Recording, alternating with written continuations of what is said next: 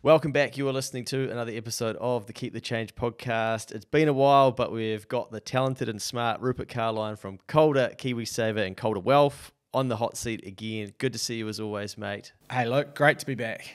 Do you want to just quickly tell people where you guys sit in the market and some of the cool stuff you do? Rupert Carline, Calder Wealth. We are a KiwiSaver provider. Pure and simple, we specialise in nothing but KiwiSaver because we think KiwiSaver is one of the most important savings mechanics people are going to have. And you've got a very simple process on the website where people can basically go through and effectively sort of put in what they might like to be invested in, and you provide a recommendation? Yeah, so we're the only ones in the market with a digital advice tool. So you tell us a little bit about you tell us some of the areas that you want to invest in, and we'll build you a bespoke KiwiSaver portfolio for you. And so putting that in practice, if you are a 45-year-old saving for your retirement or a 25-year-old saving for your retirement, we're going to give you a portfolio with heaps of equities in it.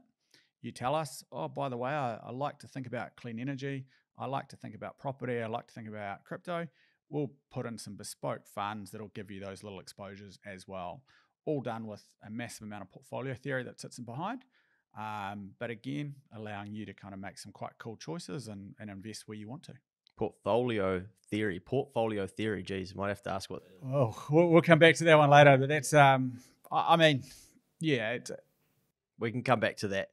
I'm a technical finance buffet, and so this is the stuff I love. Yes. That's what I read, spend my nights reading about. But that's what this is all about, right? It's about how do you put different assets together to create great returns without taking too much risk. Well, I have an exceptional story for you, mate, from today that I think you're going to love. Now, I had a message from a Keep the Change listener, and they said that they've been listening for over 12 months now and implementing different things, and it's made a big difference in their finances. They also said that themselves and somebody else in the organization that they work for have been lobbying off the back of understanding some more information about retirement for their employer to think about contributing more than just 3%, which is the obligation.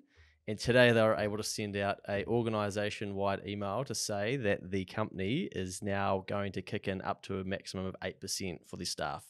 Wow. Yeah. That is amazing. Pretty cool, eh? That almost like, that could be an Australian company. Yeah. I mean, that's awesome. So I said to them, wow, that's pretty life-changing for those people who may up their contribution. It's going to be matched 100%. Pretty hard to get a return like that, up to 8%. And that's the kind of cool stuff that I can now start seeing coming through from the people within Keep the Change. So it's not just about me. It's not about you. It's not about the guests. It's about the people that are listening and going, now that finally makes a bit of sense. What can I do to then take this a bit further? And yeah, I thought you might like that one. No, I love that story. And do you know the best part about it is that employer, it's going to potentially cost them a little bit of cash in the short term, but I guarantee that employer will have the most loyal staff around, and they're going to go and talk to all of their mates about their employer that's done all this for them. And so recruiting the next role is going to be really easy. It's going to be the cheapest thing they've ever done in the medium term. And when they start to see those employees, their average their KiwiSaver balance probably end up being a lot higher than the average KiwiSaver balance. It's going to probably make a lot of sense as well. Oh, massive. Yeah. That's awesome. Cool. So today, mate, productivity. To start with, I guess, what is productivity and why is it so important? So productivity at its simplest form is how do we use all of our resources, the assets, everything that we do, we put it in a little pot, outspits some outputs. The more productive we are means the more outputs come out of it, and kind of comes back to really three things, right? If we're highly productive, that's going to mean more money. So as a country, it means more money for taxes, more money to support all the programs that we want to do. At an individual level, it makes us richer.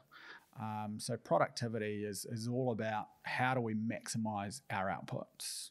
From an economic perspective, technically, what we talk about as GDP per capita is really one of the best ways to measure productivity. So GDP, gross domestic product, that really measures the output of an economy. In New Zealand, we love talking about GDP growth, but we forget about the fact that over the last 10, 15 years, we've also been through an immigration boom and had some of the highest immigrations we have ever had in New Zealand history, even going back to the 1850s. So realistically, we need to be looking at it in GDP growth term, GDP per capita terms, rather than GDP, because actually you're always going to grow if you just throw more people at the problem, right? So is that our GDP is growing by adding in more people because we've just got more economic activity through them doing more, transacting more, producing more. So it's effectively a little bit artificial Yes. in some ways. So that's why Not in some ways it is. it is artificial. okay. Yeah. So if we keep bringing people in, then we should see growth in GDP. And that's why I think recently we saw growth in GDP, took us out of a recession. But some economists were saying, well, if you bring that back to a per capita measure, We were like -3 or 4. sure. Yeah. So if you didn't bring those people in, we wouldn't have been growing as an economy. Slightly controversial comment, but it probably took the Labor government 5 years to realise the easiest way to grow an economy is just bring in people. Wow. John Key got it on day one. Yeah. That's why he built out the international student sector, because that was basically just a paid way to do immigration. That's why he kind of drove the immigration boom, because it is by far and away the quickest way to drive growth in an economy. Yeah. Okay, tangent maybe, but is this related? So I was at a conference and construction industry, right? And basically what they were saying is that because the workers are worked so hard, there's so much work to be done, they make mistakes. Then they have to go back. Then the business loses money because it's rework, it's inefficient, it cuts into their margin. And the person was basically saying the consumer ends up paying because, and the businesses were like, no, we pay because it costs us profit. They said, yeah, but basically you then end up charging the end consumer more because you know that your team are going to make mistakes. So then you factor that in across all of your jobs, and eventually the consumer pays, and that increases the costs of those things. And the amount of construction stories I've heard where there are those issues, you think, oh, that really makes a lot of sense. But is that a form of unproductiveness because people are then having to go back and do it right the second time? It is. It is a form of lack of productivity, but I'd say that this is where the balancing act is, and I don't have the answer here, and I don't know. Where historically, or not historically, over the last particularly in the last 15, 20 years, and actually no, it's historically all the way back through to the 60s, what we have continued to do is bring in immigration to fuel kind of those lower end jobs.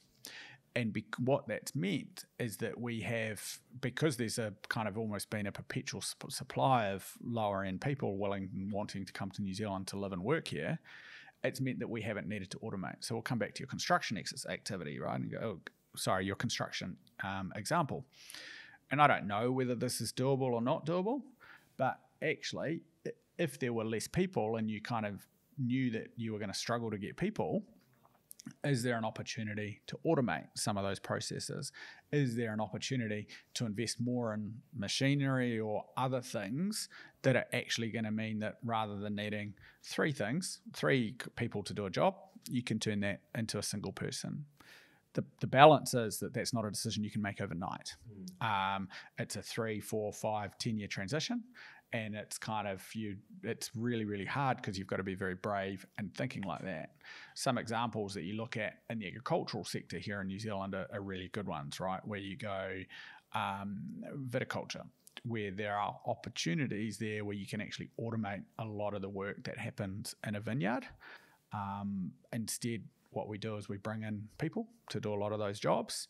And actually, this is an interesting sector where the cost of pruning on a per vine basis and what goes to the person doing the pruning is significantly lower than where it was 15, 20 years ago. Wow. Because they've changed the mix of people. I actually saw recently on Country Calendar a tractor that drives itself. And you can control. That was awesome. But that's a really good example of kind of actually going, and that example there where they said, if we can get the tractor mowing the lawns and doing it all by itself, that's a 1 to 2 FTE that we don't need anymore. We reckon by the time it saves us on the diesel cost, on the person that's sitting on it, all of a sudden we've kind of got way more output for the same level of input.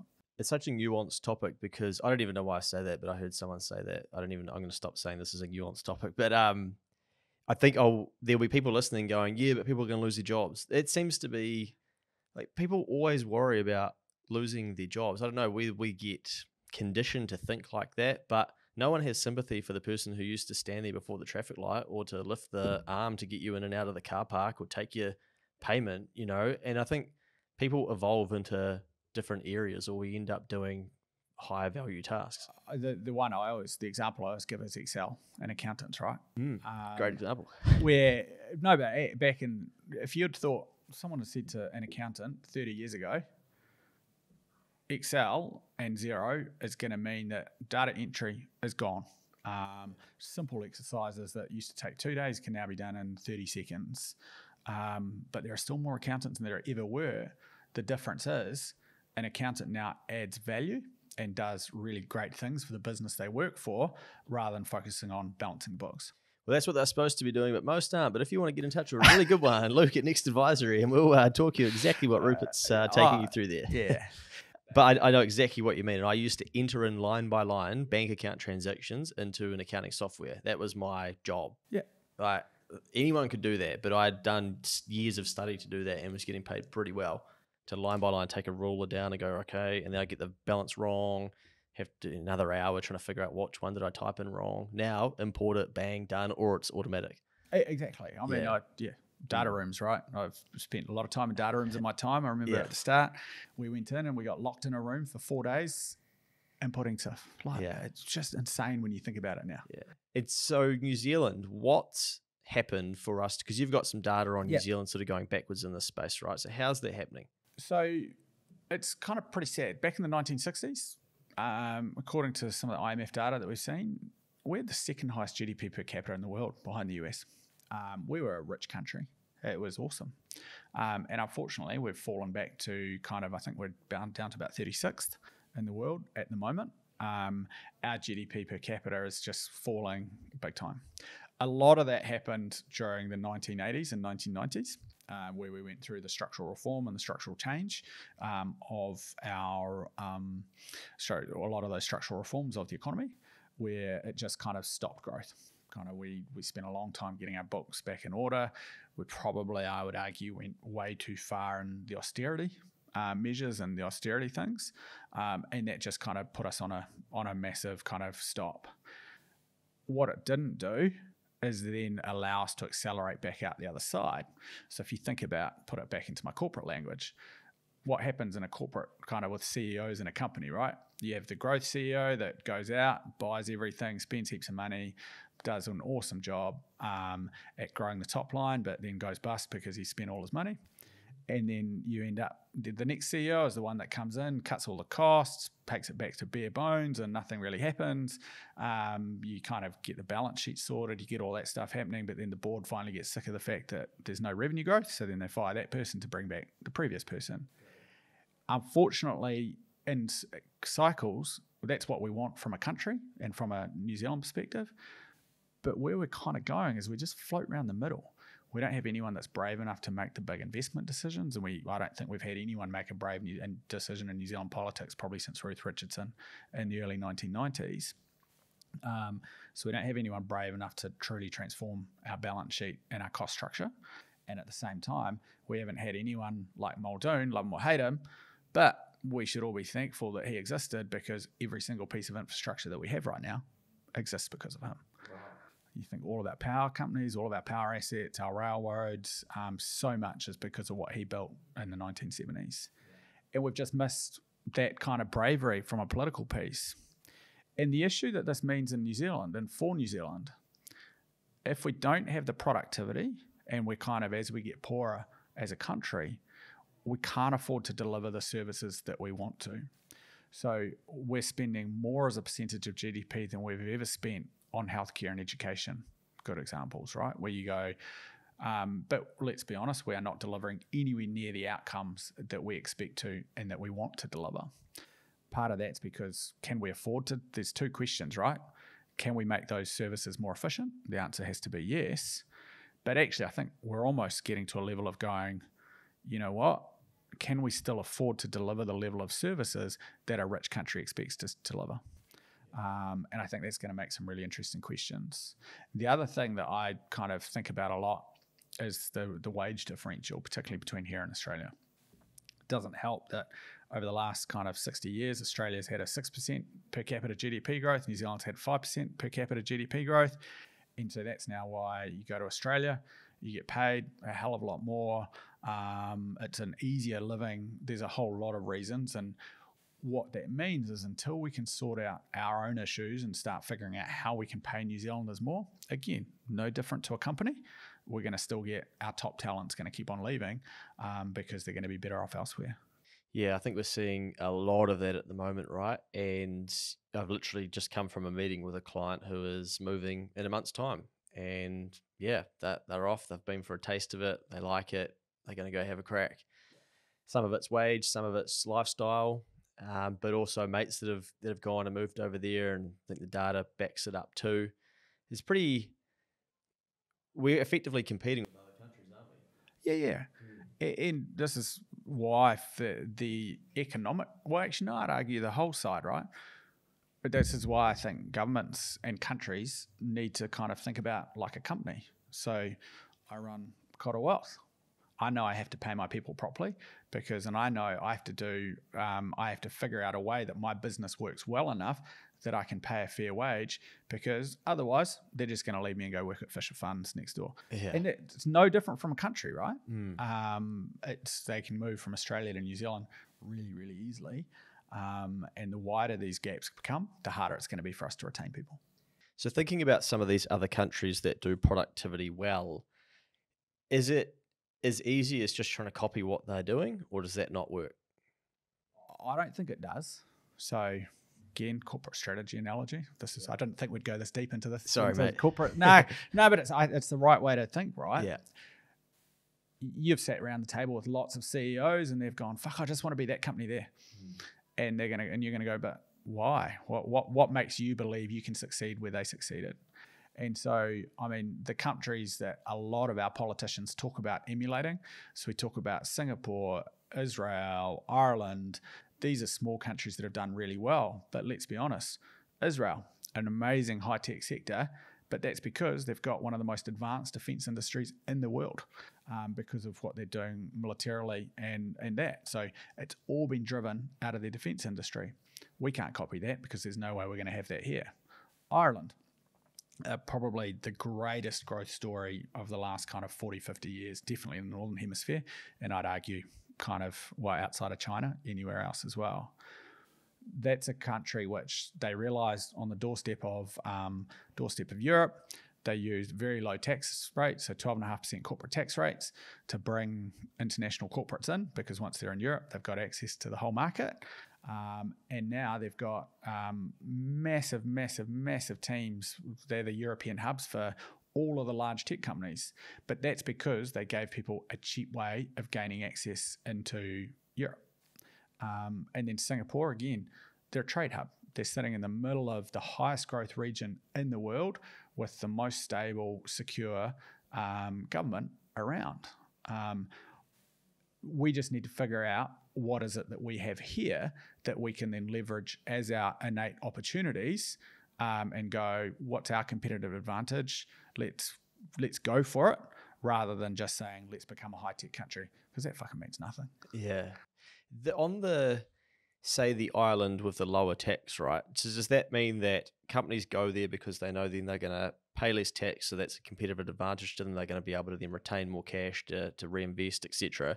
Do they then employ Irish people, for instance? They do. So Ireland's really, so what happened is about 10 years ago, the rules kind of changed a little bit, which actually even made Ireland's position even better, because the EU changed the rules to say, if you want to take advantage of the low tax in a country, then you also need to have most of your activities happening there. So now what's happened is that the big development hubs, and the biggest development hub in Europe is Dublin, because they've actually moved big towers of developers for Meta, Google, Microsoft, Apple. They are all based there but they have to have the people to take advantage of those low tax rates. And that's why now they've got, it's really fascinating, right? 10 years ago, Ireland was one of the problem children of Europe, right? They got the bailouts. They went bust in 2011. Yeah. Today, they've got debt to GDP at the same level as New Zealand. They've got some of the fastest productivity growth in the world. And at the same time, they're running like a 6% budget surplus. All right. All because they've managed to find this really awesome niche that they've created for these tech companies. So I guess it's a bit like Singapore, where there's all these expats that then go and live there and contribute and work and write, and you can pull them in to do things because there's a lot happening. I watched After I went to Singapore, I watched a documentary on the building of Marina Bay Sands and how they did it in 3 years. And the first year was planning, and it's mind blowing. But the difference in the people who they interviewed, they were from all over the world. And I kind of thought, it's hard for New Zealand to attract people down here to do things when you're competing with a Singapore, etc., and you've got sexy projects like that to be done. But it kind of made me understand that's how you then can pull in the best talent from around the world.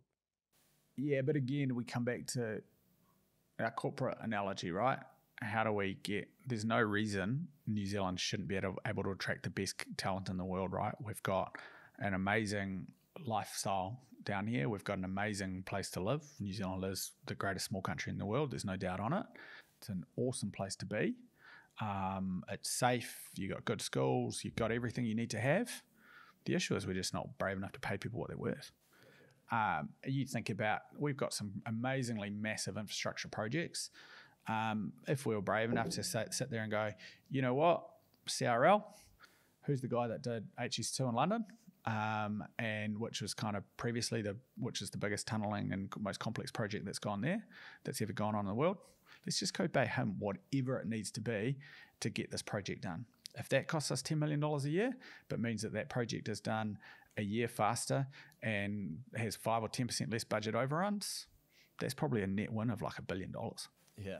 But we don't think like that in New Zealand, because we don't think about it and go, actually, what's the potential upside? We go, oh, well, let's just do what we can within this kind of pretty tight budget, which is probably unrealistic to start with. Yeah, and then complain about how the budget blew out. Yeah, exactly. Yeah, and then that's all we then read about is budget blowouts on different projects. Yeah. But I guarantee that when you look at the Marina, I don't know the Marina Sands project, but when you look at all that stuff, what Singapore has been exceptional at doing is they will always go and get the best contractors in the world and the best people in the world to come and do their projects, which is why it works. And I would argue we probably haven't had a great track record of doing that in New Zealand, which is why we've never delivered an infrastructure project properly. Yeah, on time or on budget. I guess then why? Because it feels like no one, if you asked Kiwis, okay, where are we going? No one can really answer that. Are we trying to be something? Do we have a strategic plan? No, and this is why we've started talking about this and doing the opinion pieces around this at the moment, because my view is no, this is the most important issue that we have in New Zealand, is how do we drive us back to being a high growth, high income country? But I haven't seen anything tangible about how we achieve that, right? People talk in broad terms. They go, oh, we need to sign more trade agreements. Yep, we've got to do that, but fuck, that's just BAU, right? That's not strategic change. Oh, we've got to invest in our tech space. Yep, we've got to do that. Yeah, okay, but again, tech space is massive. Latest idea was from Luxon, we're going to have a minister of space. Yeah. Just because we've found one company that's doing really well and we think, okay, that's cool, so we're going to try and build an environment around them. It's not, I'd say that's pretty high risk from a strategic governance perspective. Yeah. But I think the disappointment we have in New Zealand is over the last probably 30 years, as our political world has become more centrist, it's all about just maintaining the status quo versus actually making brave long-term change, right? I mean, I'd love New Zealand to put up do a big piece of work. 3 things that we're missing, right? One is actually, let's create an population strategy. Very contentious topics, but there are a few countries in the world that have them. So let's sit there and go, cool, in 10 years' time, or 20 years' time, do we want New Zealand's population to be 10 million people, or do we want it to be 7 million people? Yeah. Let's make a decision on that, right? But at least once we've made that decision, we can take the view of, if it's going to be 7 million people, that's what the infrastructure base needs to be. Here's what it means for companies. So coming back to your construction company, they're going to know that at 7 million people, they're going to have to find a new way of doing things because this constant supply of cheap labour isn't there. If it's 10 million people, companies are going to be able to do things slightly differently. But at the same time, who's going to pay for the housing? Who's going to pay for all of that kind of stuff? So I'd love to see some good long-term, say, population strategy. I'd love to see a SWOT analysis done and some really great thinking around what are the two industries and the two big opportunities that New Zealand can go after, and why do we think we're going to do it? And rather than Callaghan Innovation supporting every single person that turns up with a tech industry, a tech grant, let's say, well, fuck it, we're going to have the same amount of money, but it's only going to go to companies in those industries. Yeah. And that's going to drive something completely different. The third thing, I think, if you're going to be really brave and strategic, you got to change our universities, right? I don't know, me, Dunedin, I absolutely loved it. It was awesome. But that wasn't about churning out kind of high-performing people, right? The US, I believe one of the reasons why the US is so good at churning out high-end people, high-end companies, and driving so much of the global growth, it's fundamentally down to their universities. And it's not actually the broader universities. It's probably like 5 or 6. It's those Ivy League schools of Harvard, Princeton, MIT, Yale. If you think about where most of the innovation and the tech comes from in that industry, in that country, it's from those 4 or 5 universities. So let's look at that, right? Let's go, cool.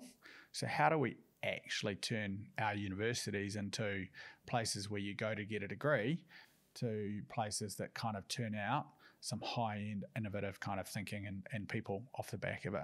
But that's going to require a very different way of thinking, rather than everyone going to university or everyone doing a commerce degree.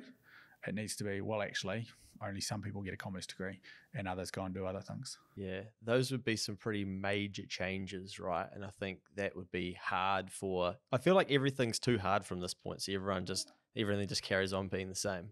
That's my point. Yeah. Those are all extreme ideas.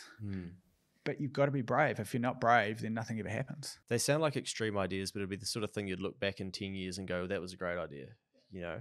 I think the thing that I worry about as a nation, that we don't do that sort of stuff, is that then individually people don't think about goal setting, where they're going with their life, and they get a little bit of an excuse to drift. So as an example, let's say we had 1 p.m. announcements like we did through the pandemic to be like, this is the average balance of KiwiSaver. If you're this age and you're here, you're like, what's your future going to look like? How are you going to look after yourself from 65? When do you plan to retire and stuff? People would take that a lot more seriously, right? But instead we sort of go, oh, let's just pretend that's not an issue over there. And then we can keep people fighting about who's got too much and who doesn't have enough. And then we can maybe look at means testing it later on, or whatever will end up happening with it, rather than going, we should probably address this problem. Oh, but we're just sorry, I'm just flabbergasted because you've hit the nail so well. We're just unwilling to touch it. NZ Super is my pet hate, right? Because that papers over so many of those issues. 16% of the New Zealand tax take currently goes to NZ Super. It's expected to rise to 21% over the next kind of 15 to 20 years. Yeah. There is not a single politician in New Zealand that thinks that is sustainable or can work. Yeah. But there is not a single politician in New Zealand that is willing to go, actually, that's the right answer for New Zealand. And what NZ Super does is exactly what you've just said. Oh, fuck, I don't even really care about my KiwiSaver because I'm going to get the pension, I'm going to have something else. It just allows us to put off yet another difficult conversation. Yeah. And I think that would probably be my message, this deep into this pod, is for each of us individually to remember that if you set goals and you actually know what you want from your life, you're so much further ahead of most people, because we're not a country of encouraging people to do that. It seems like it's something we talk about and people kind of go, oh, whatever, do that on the 1st of January. But literally, if you even just sit down and start building out goals for yourself, you're probably in the 5 or 10% of the country. And when we come from a nation who don't do it, and that's, going to Singapore and seeing them have a clear goal of when they wanted Marina Bay Sands built by, etc., and then the problems they ran into, and then they're basically like, well, we just have to keep finding solutions. And you start to see, you're like, oh, that's what I now do in my life with my own goals. And then you get inspired by it and you realize, oh, I'm not building a Marina Bay Sands, but I'm trying to build this. And then you just apply the same methodology. And one really important point to add to that is you will not get it right. No. You're going to set some goals, and they'll be nice, hopefully, goals that kind of really allow you to figure out where you want to be. The steps will be all over the place. You will go 3 steps forward and then go 6 steps back. But as long as you kind of acknowledge that that is normal, that's another thing we're terrible at here in New Zealand, is acknowledging that failure is the most important learning exercise that you'll go through. Is kind of, that's it. You set yourself some goals, walk towards it. But when you get knocked for 6, you just get back up and keep going. And remember, what's just knocked you for 6, that's the best learning exercise, because hopefully it's not going to knock you again. Yeah, and I think the how is the bit that people worry too much about or think they need to have all of those answers for, but that's usually not even there. And I also kind of wonder too, is that how the politicians manipulate us a little bit when they say things like, we're going to grow the economy, we're going to bring crime down, we're going to solve child poverty, and then there's never any how, but you kind of go, oh, that's good, yeah, brilliant, I'd like to see that done. And then someone said to me, well, mate, if they figured out how to vaccinate everybody in the world for the C-bomb, then why can't they prioritize feeding everyone or getting people out of poverty? I'm like, well, when you put it like that, it kind of just breaks, all of your thinking around, yeah, okay, so if it was just a money thing, then we probably could just go, we all agree, let's just print this level of money because that's what it's going to cost, and we can just turn poverty off. Done. Fixed it in New Zealand. But it's not as simple as that, right? But the politicians have a good way of making us think that they can solve it, or they'll be the one to fix it all, and it's gone forever. Yeah, and that's probably my biggest frustration with the current election cycle that we're going through. We are seeing so many promises. I mean, the best one was a politician that turned around and said, we're going to make fuel prices come down. You're going to go, fuck, okay, so you're going to go talk to the Saudis and get them to start pumping some oil? Little New Zealand's now all of a sudden got some sway in Saudi Arabia? Yeah. Fuck, I'll vote for that any day of the week. But the problem is you go over there and New Zealand's not even on the map. They don't even know where we are. But it's like we're being sold all of this stuff. And part of it's unrealistic what we're being sold, but it's, I haven't seen any New Zealand politicians focus on the how for a very long time. It's a bit of we are being managed by poll versus managed through a strategic set of thinking. Do you think there are things to take it back to an individual level so that productivity is not just something we think, the government have to fix that, or the Productivity Commission, or my employer, or whatever? Do you think there are simple examples that individuals can do to understand this better or improve their own individual productivity? Yes, I do. It's a great question. I think at the end of the day, if you focus on, you put your life, lay it down on a piece of paper, whether it be, for me, it's work, it's my family, it's a few extracurricular activities. For me, there's never enough time to do it all. But how do I make myself more efficient at work? If I can make myself more efficient at work, that means I'm a far better employee. Probably employer too, but employee. That means that I'm more likely to get a pay rise. That means my boss is going to like me more because I'm doing better for him. And so what does that mean, right? That means when I come down to it, my team at the moment, sitting there going, a small tweak to our Salesforce instance is going to save them kind of about 5 minutes for every client that they deal with. Yeah. That is a perfect example of productivity that one of my team kind of implemented on Monday, or suggested that we do on Monday. I think that he's great. That means the next time there's a promotion round coming, that's going to go down to him. So he's improved his own wealth, his own productivity. As a company, we've improved it. And if we keep on doing that stuff, what we are then able to do is lower our costs for our customers, which then means they're able to spend money on other things and allow other people to do the same. So as long as you do, I think it starts at work, you doing the best you can be and becoming as efficient and making sure you're vocal about efficiencies. That's going to give you more time at home where you can focus on little things. Even little things that, and this is hard for me because I'm terrible at valuing my own time. I kind of go, if I turn around and sit there and say, so my food bag, I think my food bag's pretty expensive for what it is.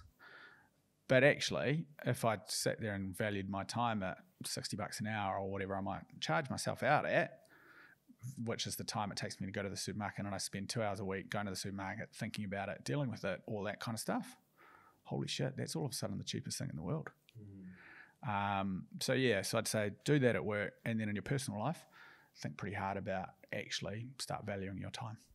Yeah, I'm glad you used that example, because that's one thing that I noticed. I've never understood why we've been taught to go to the supermarket. This happened because I worked in a distribution center. So I watched the goods come in off of a truck, be taken from a forklift, be put into an inwards area, be then moved to a picking bay, to then tell me, the picker, go and pick 10 of those, to then put them on a pallet, add the total order together, take that to dispatch, that gets wrapped, forklift takes that to truck waits for total pallets, truck takes that to countdown take forklift, unload it, countdown put it out the back, those then get put on the shelf, individual walks in with their list and wastes 10 minutes driving there, 20 minutes, whatever, goes around, takes all the individual items off the shelf, puts them into a trolley, takes trolley to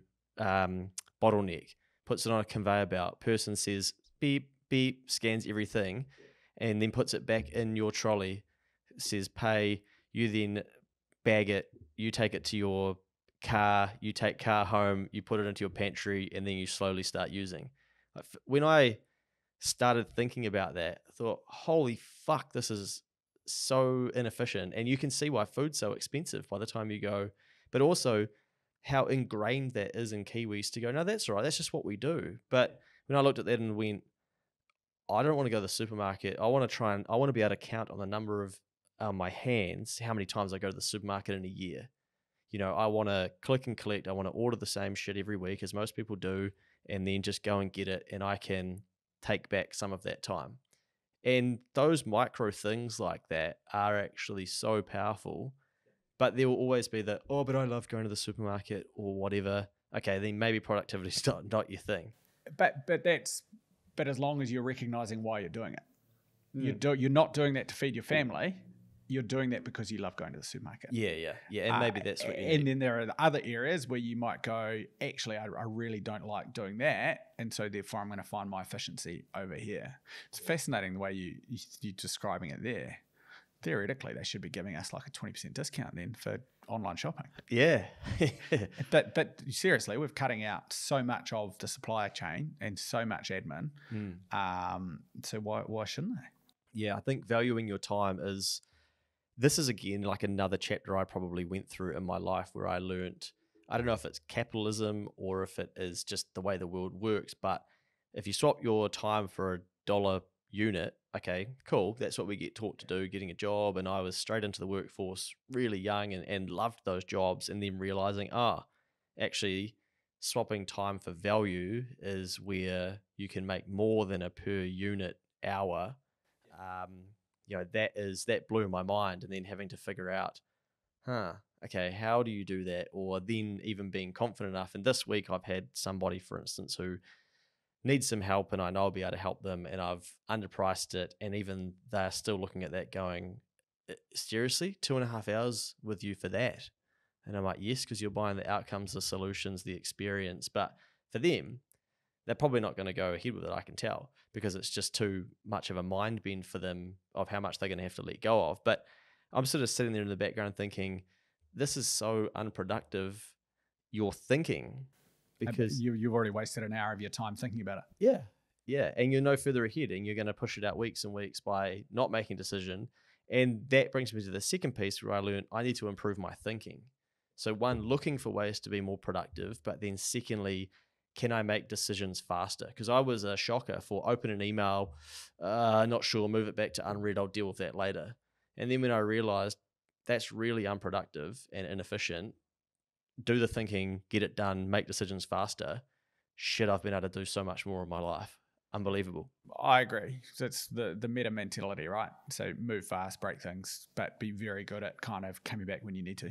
You always get a hell of a lot more done under that world.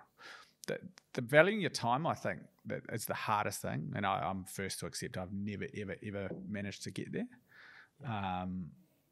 It might be because because of a little bit of my business, where fundamentally, if I work 80 hours a week or if I work 40 hours a week, it doesn't actually change how much I get at the end of the day.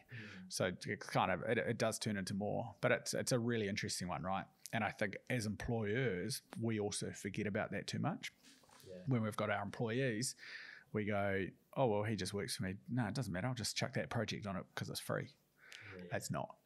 And it's a really, really hard piece. And I think if you can do that and you can figure out a way to kind of get yourself into that mentality, that's going to be the most fastest way to get yourself into a better headspace.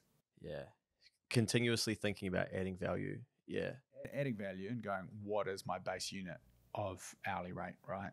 The other thing I like to do is go on a plane, especially internationally, and just think, wow, okay, these people are prepared to pay whatever it is to sit up here. Why? What are they thinking about? How do they justify that? And probably an earlier version of Luke would have been taught or think or read in the media or whatever, up themselves, rich, who do they think they are, whatever. Now I sort of look at it and go, I wonder why, how come? What is it? And then I heard something about the reason it's called business class is that you sleep or you do whatever, like you're doing business or you'll hit the ground and you're straight into business. And so then you're willing to invest the time to protecting that downtime traveling so that you can be fresh when you land, etc. And I thought, okay. So again, it's a different layer of thinking and more high value thinking per the hour and being willing to swap money to protect that. Oh, planes, 100%. So I used to travel when I was in London. I used to kind of once a month, I was either in London, I was either in the US or in Asia. And yeah, where you can jump on a plane, do 3 hours worth of work, you sleep, you get a day of meetings, jump back on a plane. That is worth so much to the company. Yeah. That is worth more than any business class flight you will ever pay for. The one thing that I do see every now and then as a bit of a rebuttal to this is, but aren't we just trying to make ourselves so productive and efficient to a point where, we're just cramming even more into our lives and it's actually not good for us? But I think it comes back to your priorities. And this comes back to your point on goals. So me, right? My number one priority in my life is my kids. I don't always get that right. But if I can make myself way more efficient at work and in the office, does that mean I'm going to spend more time there and get more done? No, it means I get more done. But actually for me, what that means is that I stop working Sunday nights. I stop kind of getting home at 6 o'clock in a grumpy, shitty mood on a Friday night because I've been working till 10, 11 o'clock every night. Yeah. So to me, it's about going, what are your goals in life? And I think when we talk about goals are not just monetary, and even monetary probably needs to sit down the bottom, right? Like, what do you actually want out of your life? For me, I want a healthy, happy family. I want kids that know me. I want kids that like me. So I'll probably just buy their love. But to me, that means why I'm trying to make myself more efficient is so that I can spend more time with them. Yeah. And I think that's what we've all got to kind of get our heads around. There are people though, and I've worked with quite a few people like this that go, all they really want is career and work and money. And I don't understand that because that's just not me. But there are lots of those people there, and you go, that is awesome, because as a country and as an economy, we need people like you. But everyone's got to figure out what drives them. Yeah. Yeah, even looking at the politicians at the moment bouncing around the country trying to fit in their pre-election campaigning and stuff, I think that's taken somebody to map out those days, figure out who to, organizing it all so that they can, so that the politicians themselves isn't inefficiently trying to do all of that themselves, right? Exactly. The politicians' time is best spent turning up and shaking hands. Lying to people, yeah. Wow, just being... pretending that they're telling the story they think someone wants to hear. Yeah, good point. Yeah, they're just telling people what they want to hear. Their time is not spent kind of organising flights and doing all of that kind of stuff, right? That's just the complete waste of their space. Because if you think about it, a way a politician should be thinking is there's a certain every hand that I shake and every media appearance that I do is going to give me X number of votes. X number of votes is worth X dollars. And so therefore it's a pretty simple piece of maths once you kind of bring it right back to that level, which is fundamentally how everything can be valued. One of the things that I reckon would be very scary for most people to do, you can go online and you can get these basically matrices of your entire week. So it breaks your week down into hours. Yeah, and you keep it for a week or even 2 weeks, and you write down in each individual hour what you're actually doing. So are you on social media? Are you at work? Are you driving? Are you at the gym? Whatever it is that you're doing, are you shopping? And then you actually turn your money to your mind to where you're using your time. And that's a good way to realize, if I do have these goals over here, my time is not actually aligned towards making those things happen. And you can build a habit around removing some of those distractions in your life, or reminding yourself when you're in your distractions, what could I actually be doing instead? And sometimes I do this when I get into the second or the third or the fourth YouTube video and go, why not chase up a couple of leads, or why not produce some content? Luke, you say you're a producer, not a consumer, and you start to think a bit differently, or protect your time a bit more, or notice when you're being highly inefficient with it. And I think that's where most Kiwis probably don't go to that level of thinking. However, we've all adopted forms of technology, phones, etc. We're quick to download all the apps that suck our attention, and that we think, oh, this is a real good use of our time, but then not go, am I actually using this for good, or is it using me for their good? Yeah, it's an amazing point, right? Yeah. I had to delete all social media off my phone. Not that I spent a huge amount of time, but I just knew that was my distraction. Yeah. And so I'd be sitting down trying to do something, and every now and then I go, oh fuck it, I'll just have a quick look. The one I haven't been brave enough to do is delete all the news. Yeah. I know if I do that, my productivity and efficiency levels will skyrocket. But I keep on justifying that to myself, saying I need to do it for work. Yeah. There's always the an business excuse. news. Yeah. I know exactly what you mean, and I jump in and want to see what the latest business stories are, and what's going on and whatnot, because it's interesting to me. But also, I can end up half an hour into the comments and go, shit, what could I be doing? Yeah. The one technique I have found that works really well for me is lists. Yeah. And sitting there going, so I kind of sit down now on a Sunday night and go, what are my current priorities? And then I will write so I might have 15 different things that need to be done over a course of a week. I'll give them a day. Each one I saying, I want to do it on Tuesday morning or Monday morning or whatever. And to be fair, that slips pretty quickly. By 10 o'clock Monday, that's normally turned to shit. Yeah. But what it does do is I'll go, okay, I've got 2 hours spare. Let's look at my list and let's go, cool, here are the 3 things on my priorities. And so I can go just bang, done. Because if I don't have my list, I'll spend 10 or 15 minutes thinking about what I'm going to do next, which I'll just have a quick look at the Bloomberg. Yeah. I'll have a quick look at that on the way past. And then before I know it, it's half an hour gone. Yeah. New email, staff question, whatever. Yeah. No, early on in business, someone said, live by the calendar, die by the calendar. And I kind of thought, but I wasn't busy enough at that stage, or didn't have enough going on to understand that. And now, I do. I look ahead at the week and figure out what's on what day, and I'm careful of when to schedule meetings. I know ahead of a day, what have I got? I'm checking it every day to make sure, okay, am I prepared for that? Was there something I was supposed to send?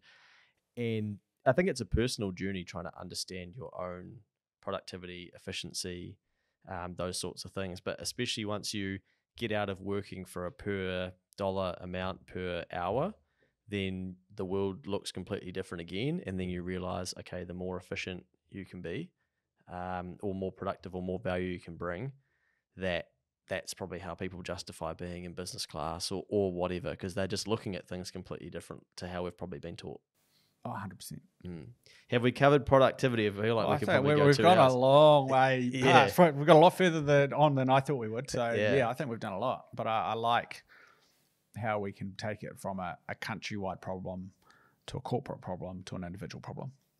And actually, for this one here, solving the individual productivity issue, I think is going to be awesome, because that's what gives us all time. Yeah. Time is the most valuable thing you'll ever have. That's right. Nice. All right, mate. Nice place to leave it. If people want to read more about some of your opinions in this space, are you publishing those? Yeah, so those are on the Koro website, www.korowealth.co.nz. And we have an opinion piece and stuff at the moment on this as well. So yeah, so for me, this is my current fight, productivity. Awesome, mate. I like it. It's one of those things where we know it's a problem in the country. We don't really know how to solve it. There's no direction in it. So then we just tell people every now and then in media articles it's an issue. But if people can better understand it, I think why I wanted to go deep onto some of the individual stuff is if they can start doing that, then they make sense of it more, because it's probably not going to get solved at a high level until there's some real brave thinkers like you mentioned. But individually, we can find ways to put time back in our day and our week. But I think, and it's a lot of what you've been saying about it's individual responsibility, right? We all believe that the government's there, but at the end of the day, it's an individual, it's a family unit, it's a corporate unit. It all aggregates up to a government unit. And so if we start at the very bottom, that's how we drive change, because we expect it out of ourselves. And if we can deliver it on ourselves, then we'll expect it out of our governments too. Outstanding, mate. Love it. We have to do a part 2, 3, 4, 60,000 on productivity. We will. Over time. Well, AI will do it for us, right? We won't even bother talking. Good point. Right, Yeah. let's get out of here and let AI take over. Exactly.